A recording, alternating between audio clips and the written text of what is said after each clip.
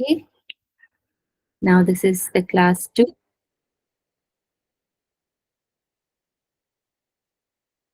We'll continue from where we left.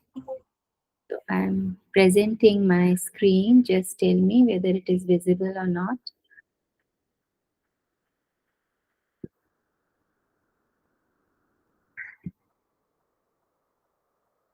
Okay. So from this topic, we have to continue. So we are discussing about the types of ICT.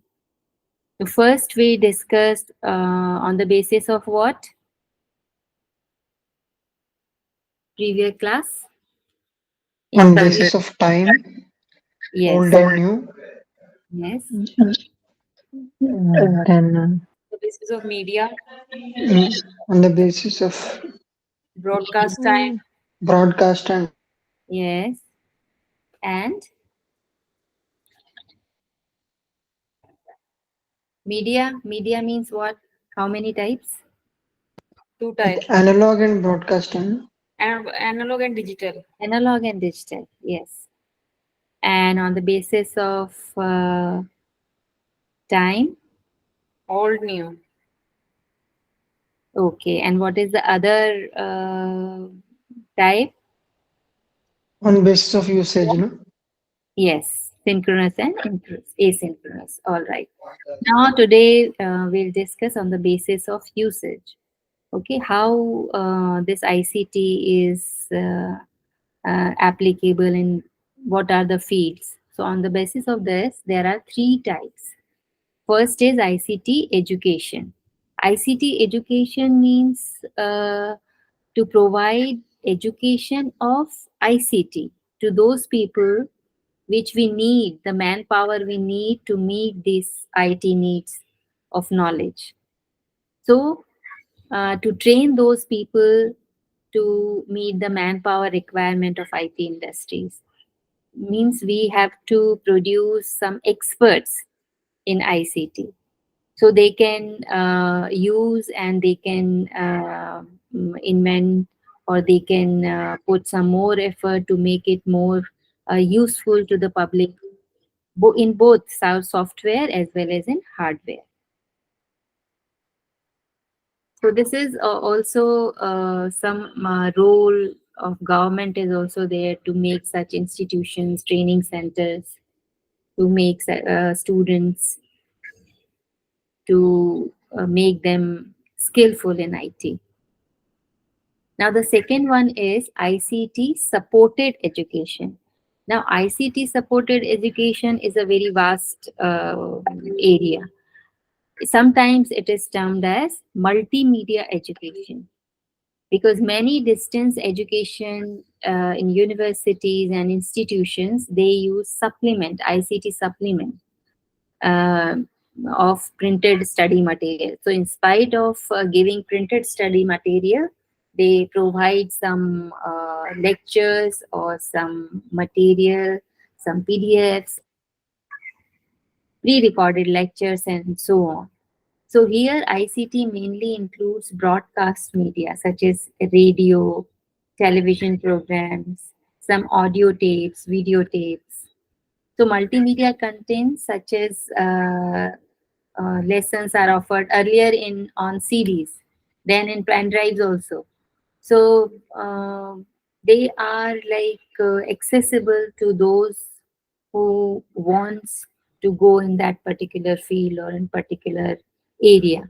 So they can go through those lectures and tapes uh, to gain the knowledge. Now the third type is ICT enabled education. ICT enabled education. In this type, in this case, uh, is there anyone who can admit the request of the students? ma'am, you have to give the access, ma'am. Okay, so I think there are some requests coming in. No, ma'am, you have to make any one of us the Yeah, co-host. yeah, co-host. Okay, okay. Just a minute.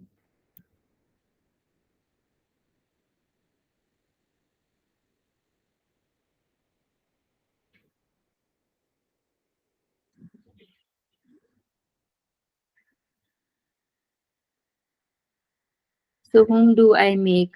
Rajdeep? You can make me, ma'am. Okay,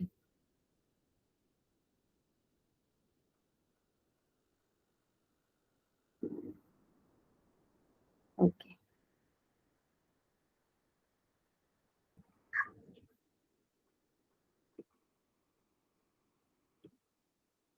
all right. Now the slide is visible, I think. So the third part is ICT enabled education. Now, in this case, the whole of the educational program is purely delivered through ICT. In earlier picture, the top picture, you can see there is a lecturer and there are the students, and they are using some slides or some pre-prepared lectures or text to explain a certain topic. So they are using it. All right, so this type of education is ICT supported.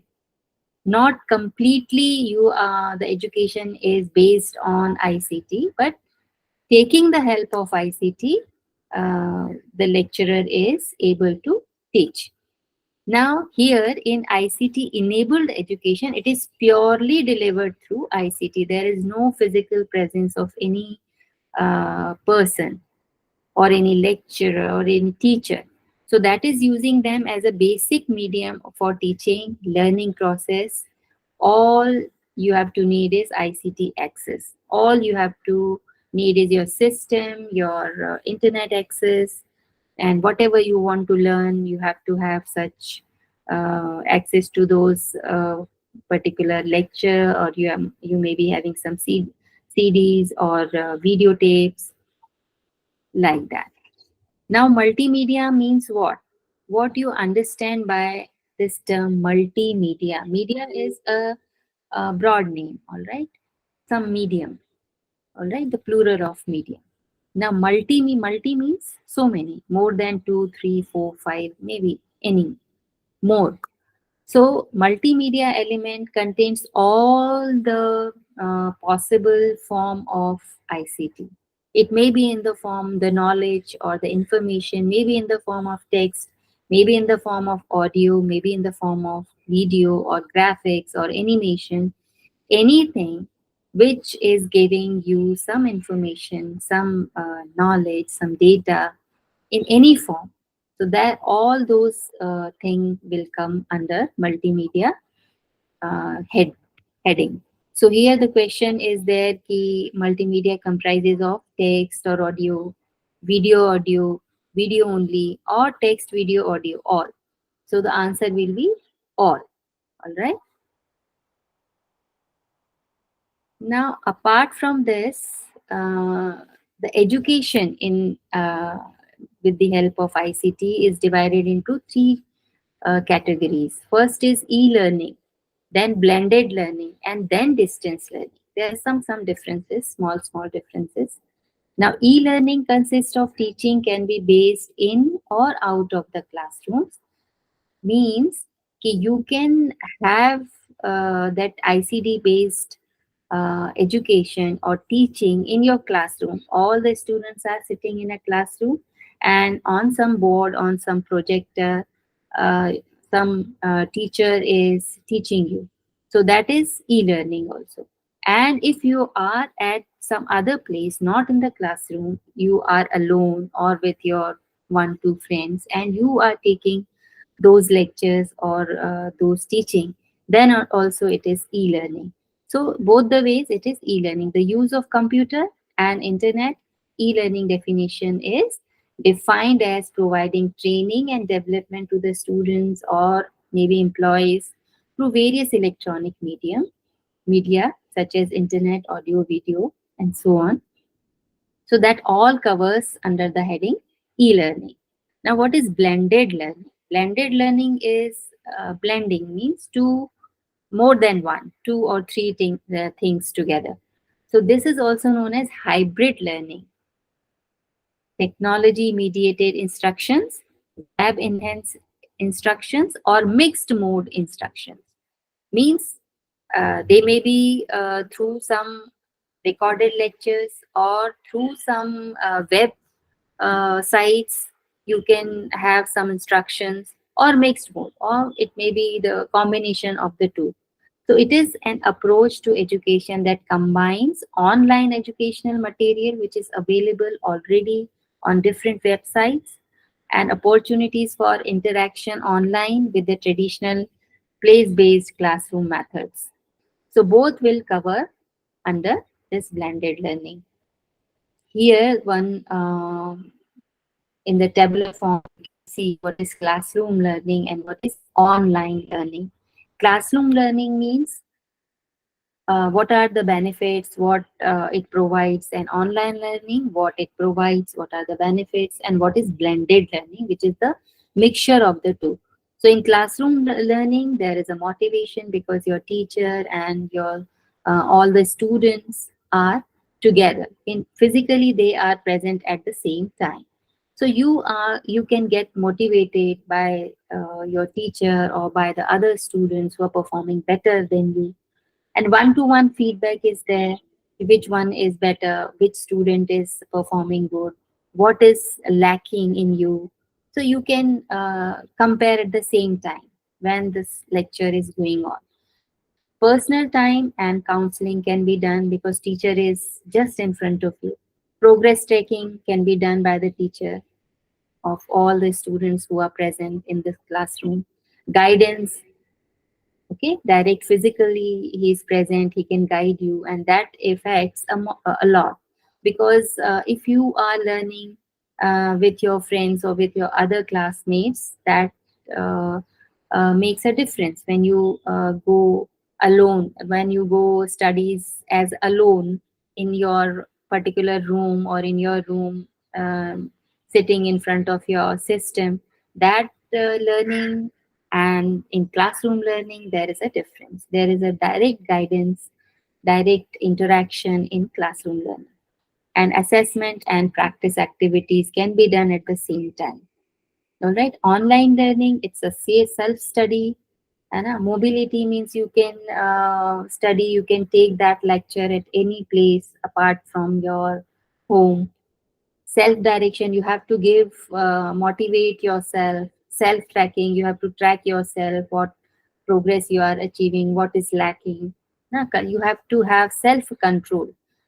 Okay, online assessment is the only way when you assess yourself. Group chats and discussion can be done, it can be done on a certain time. Now, what is distance learning? The third one is distance learning, which is very much popular nowadays. It is a type of education where students work on their own at home or at office and communicate with the faculty and other students through email or electronic forums or video conferencing, chat rooms, instant messaging, and other form of computer-based communication. So this is also called as open learning because here no age foundation. Like here we are presently we are doing a class, and you are preparing yourself for UGC NET or JRF, which is open learning. For net, there is no age bar. Like at any age you can give, at any place you can learn, at any place you can fill the form and give the examination. So it is a open learning platform. Now the next topic we have to discuss is generation of computers. Now, what is computer first? Let me know. What do you understand by this term computer? Anyone? The machine which can compile anything. Your voice is not clear. Can you speak once again? The machine which can help us to compile anything. Okay, I don't get it actually. Anybody else can repeat? It is an electronic device, Mm-hmm. gives the input and we get the output. Yes, sort of. So you can say that it is a programmable machine which you can program as per your need. Okay. and whatever you want that machine can do, it can provide an output by giving input. Input means certain instructions. When you give according to those instructions, the machine provides you some output, all right, in any form as output device you are having.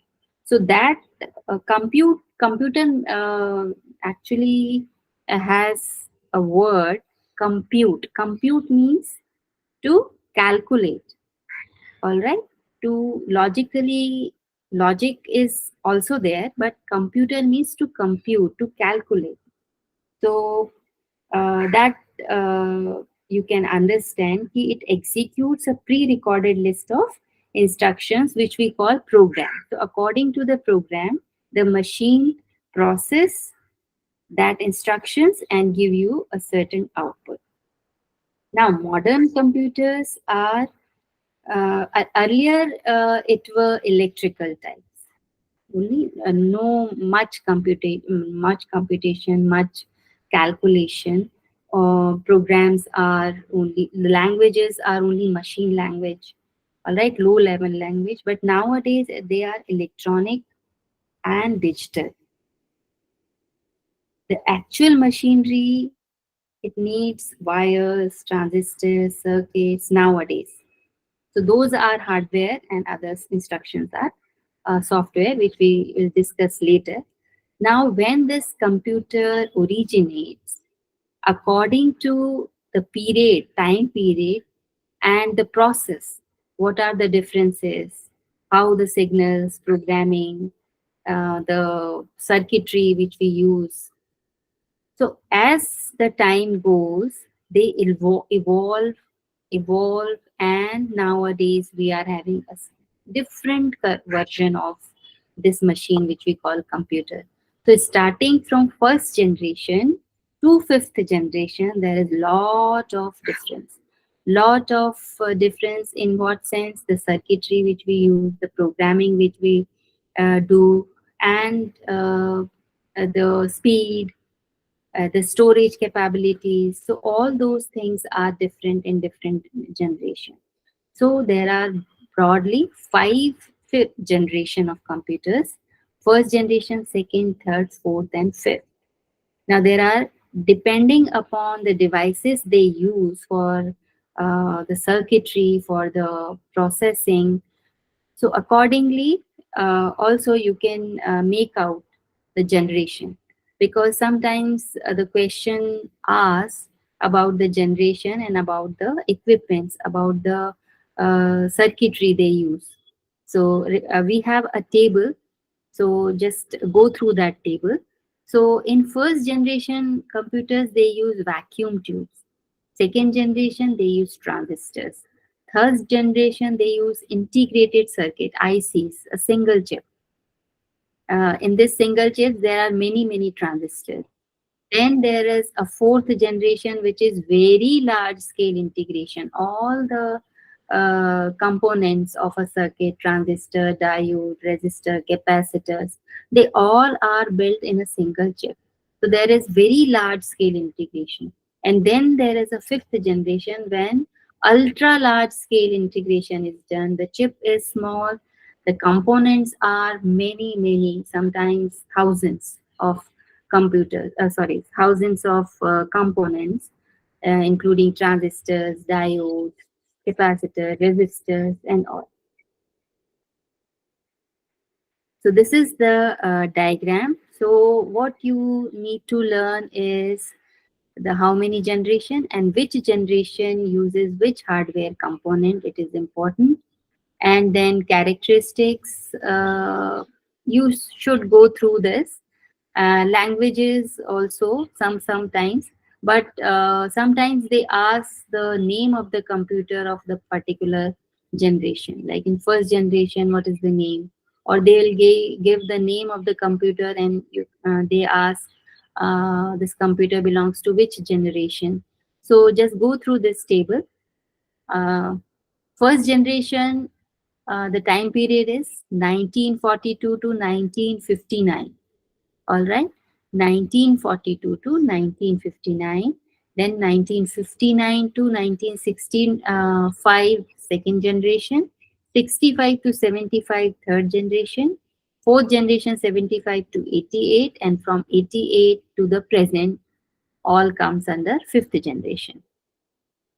Now, in first generation, they used vacuum tubes. Vacuum means absence of air. They are made up of glass, and within the glass there are filaments, there are some wires, and no air within that glass tube. Now this glass tube is of various sizes, and depending upon the computer they use various vacuum tubes which are bulky in size.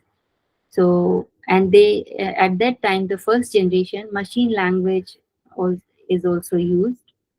Sorry, only machine language is used, and they are huge in size and highly expensive and consume very high electricity.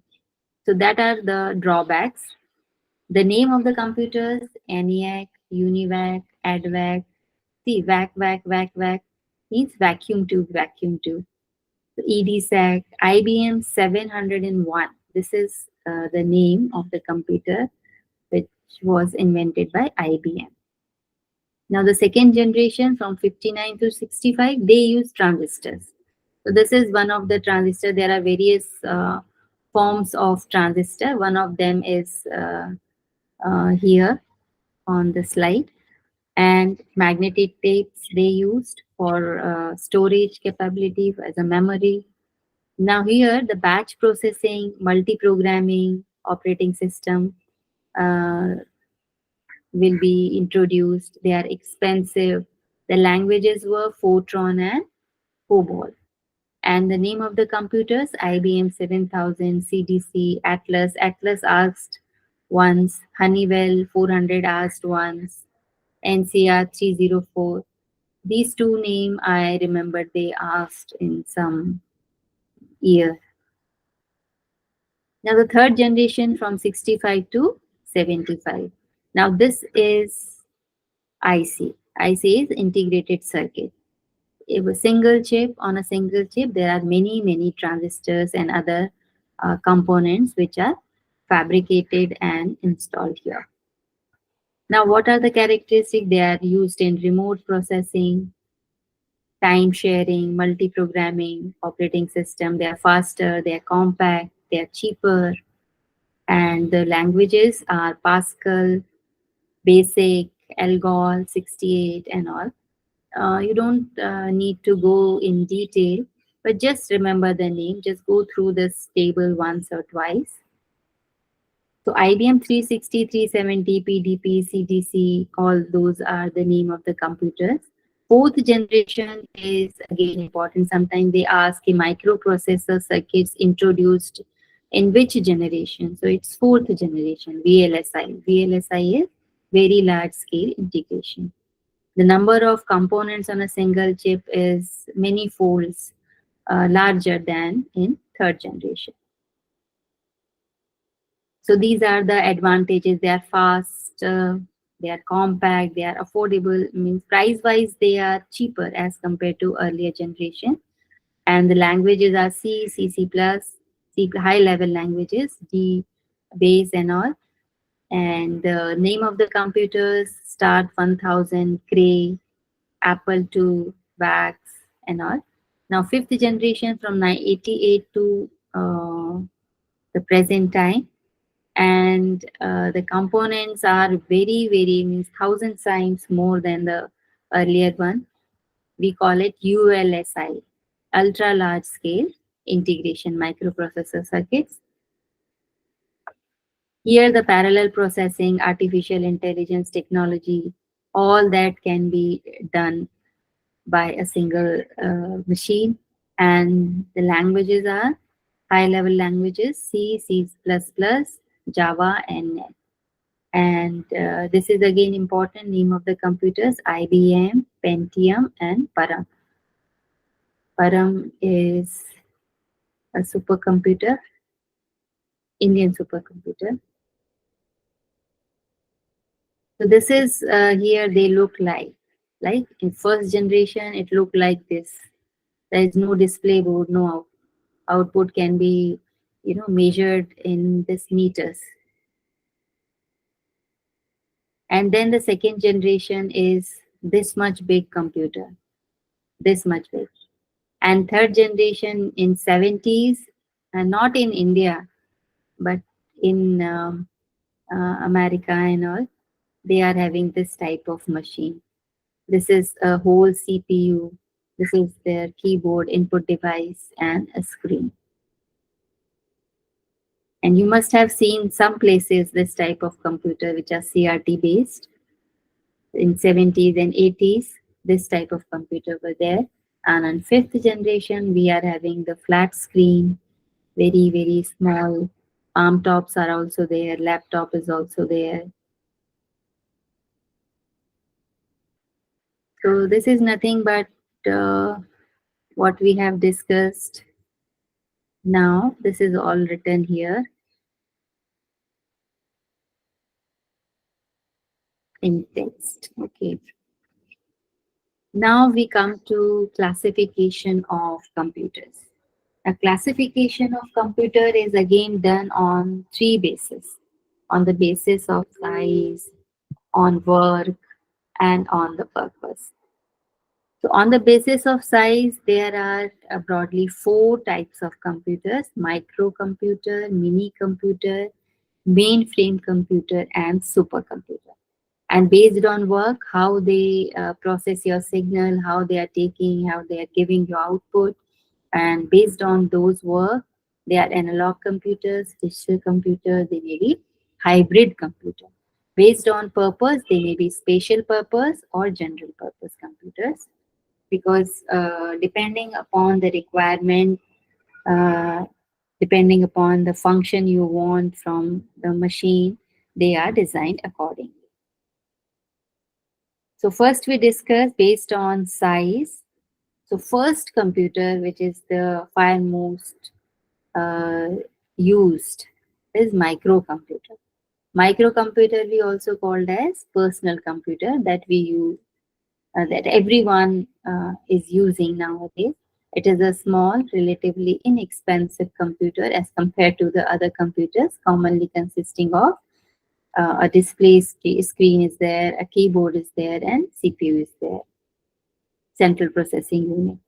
One or more disk drives and printer also you can attach to it, with a limited storage based upon the microprocessor. What type of microprocessor you are using, depending upon that you are having the storage capacity. Now it is designated for an individual user. The invention of microprocessor or a single chip CPU gave birth to this cheaper type of microcomputer, and they are further classified into desktop, which can be on your desk.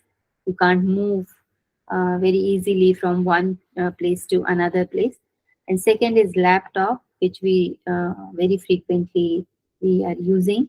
And then handheld computers, palm tops.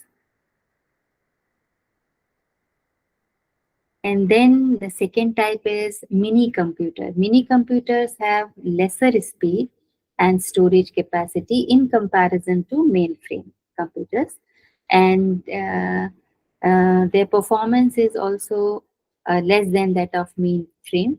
And they are mid-sized multi-processing computers. They are somewhat bigger than microcomputers.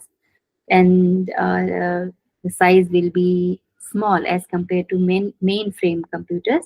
Some of the features of mainframes are not available in mini computers because they are um, spatially designed for particular purposes. In recent years, the distinction between the mini and small frame uh, has blurred, means both are near about same.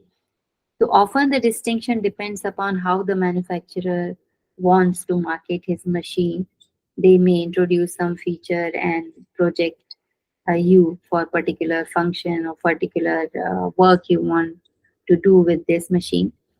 So they look like something like this, which is shown on your screen. Then mainframe computers. Mainframe computers are Can also process data at a very high speed, million instructions per second. And this, so million instructions can be executed per second in mainframe computers because and their size is somewhat larger. They are more powerful and they are multi-user computers that can support concurrent programs. There are so many programs running in the computer, and normally they are used in banking, airlines, railways, and so on for their application because so many systems, so many people are rushing to get the information or for reservations or any other function. So they are at the same time there are many users and many functions also. Both are going parallelly. So the technique that allows many people at the terminal to access the same computer concurrently is time sharing. And then it comes supercomputers. The last one is, as per size, is supercomputers. Now they are mostly used for applications that require intensive numerical computation. Means a very fine calculation or computation is to be done. So if very sensitive, very intensive, such as stock analysis, there are so many things going on parallelly. So they have to make the computation as the change takes place very fast. And weather forecasting, weather is which we all get from the weather department, the meteorological department. It is changing at every place, but broadly they summarize and give what will be the weather condition in your future or near days. And nuclear energy research, again, it is a very intensive numerical computation. Electronic designs, very designing part. If you are making some design, some electronic machine, you need computers to design. So intensive numerical computation is done because if there is a simple, minute mistakes can make a drastic change in your output.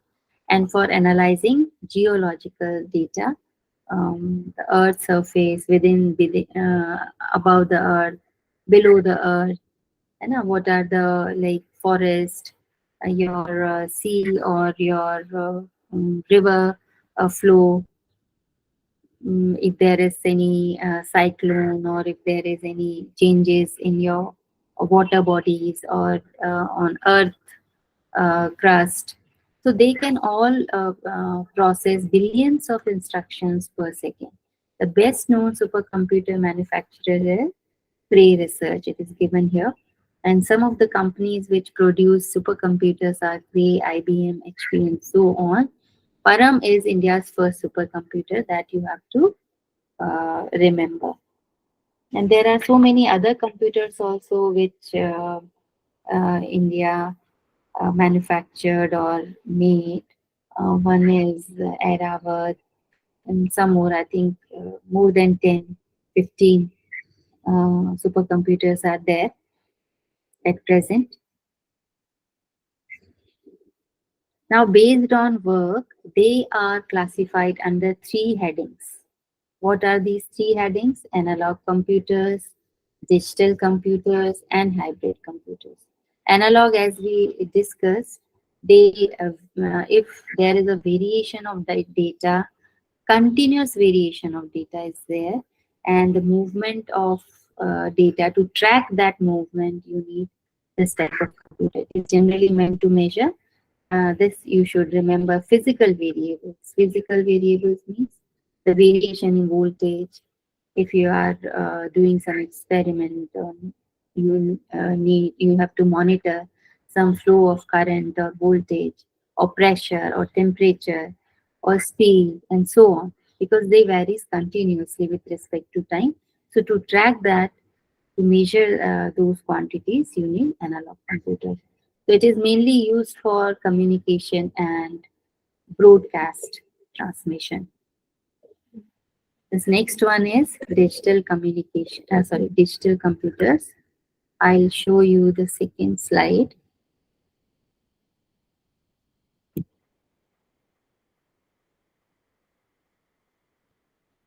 Here it will be.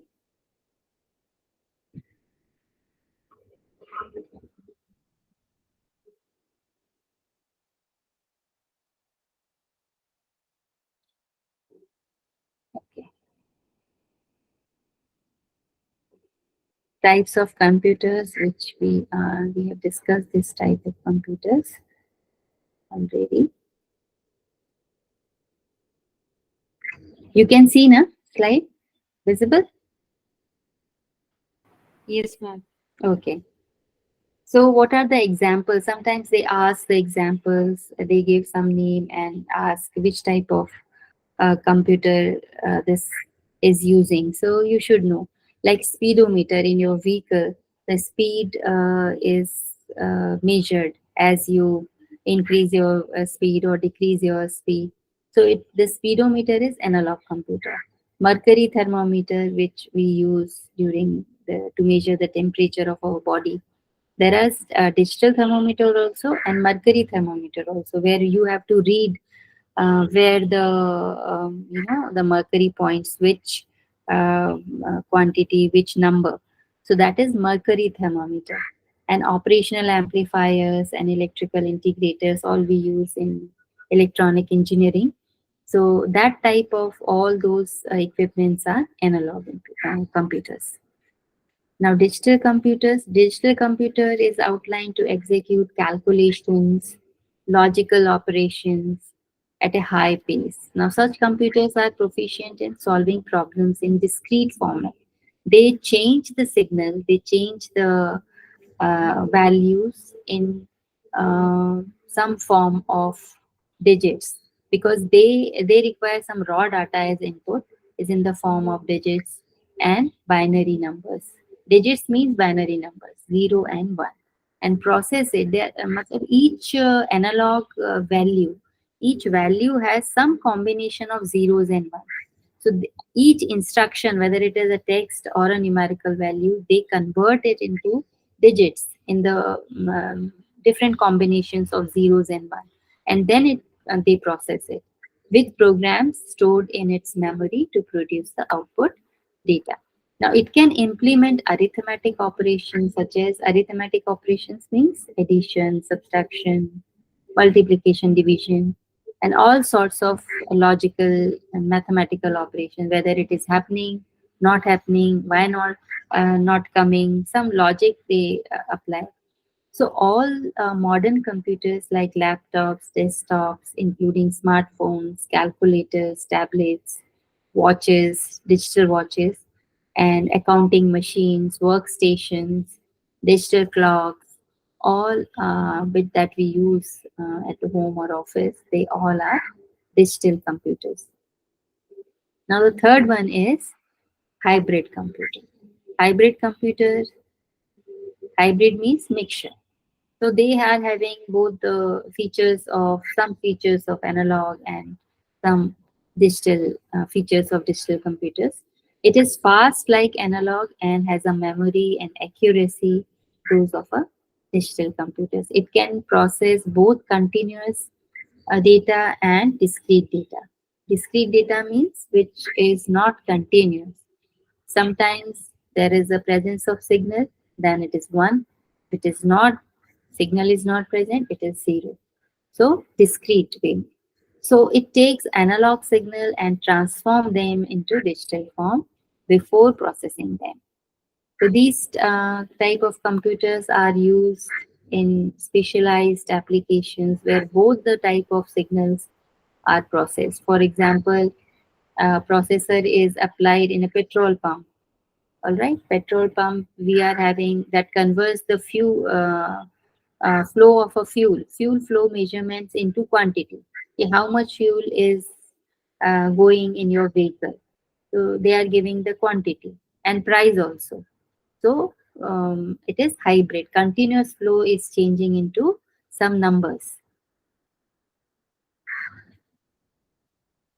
or and where other place where we use this type of computer? Any guesses? Petrol pump is there.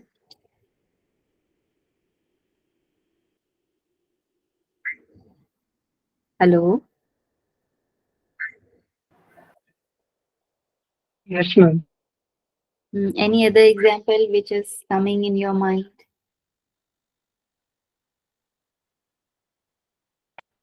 No, ma'am. Ma'am, can we use on the car or vehicles? Car is analog feature, the speed and all it is coming. No, it's not a digital one. In hospitals, Maybe hospitals, these ECG machines which display the. yes, where they are using your heartbeat, no, continuous your breathing pattern. It is coming in a graphic manner. It is a continuous flow, and at the same time, they are displaying with digits also. This much is the pressure, your blood pressure. This much is the heartbeat. You know, so both the things are coming simultaneously. Patients. All what is going within the patient, so they can easily make out oh, this much they are going down or up. So that is also hybrid type of computers. So I think this is enough for today. We'll discuss components of computer tomorrow. Is it okay? Okay,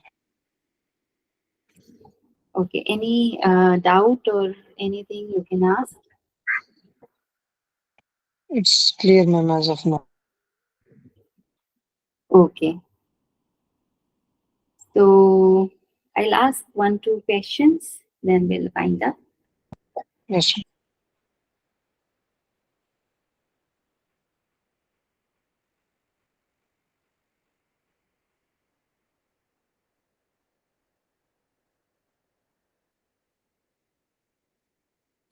Okay.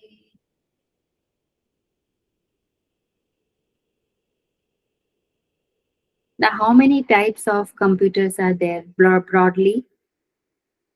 Just give the titles.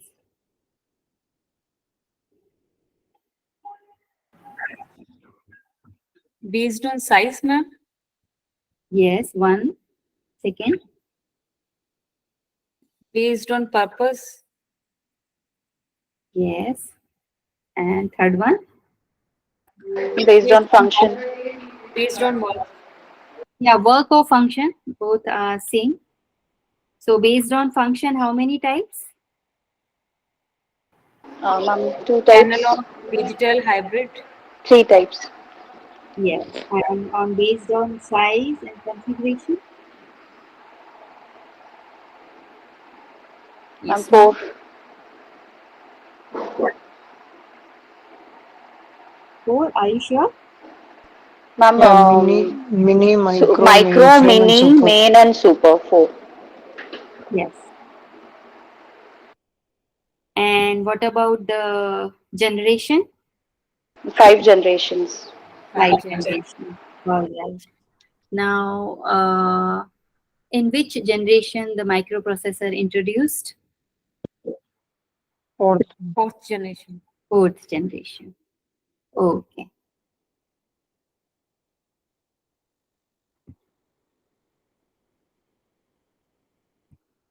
Okay, I'll stop the recording. This is